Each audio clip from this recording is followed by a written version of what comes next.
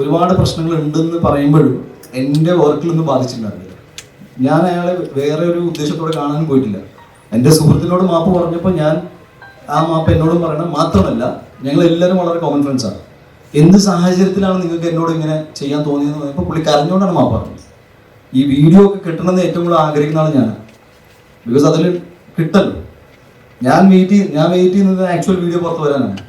പുള്ളി ഡെഫിനറ്റ്ലി ഇപ്പം എൻ്റെ കൂടെ നിൽക്കുമ്പോൾ ചിലപ്പോൾ പേടിച്ച് കാണുമല്ലോ. ശരി, ഞാൻ ഹീറ്റഡ് ആർഗ്യുമെന്റ് തന്നെ ആയിരുന്നു. അത് സങ്കടത്തോടെ സംസാരിച്ചതാണ്. എന്തിന് ചെയ്തു എന്നാണ് ഞാൻ ചോദിച്ചുകൊണ്ടിരുന്നത്. അതിൽ ഓഡിയോ കിട്ടുന്ന വീഡിയോ ഉണ്ടെങ്കിൽ അതും കണ്ടുപിടിക്കണം.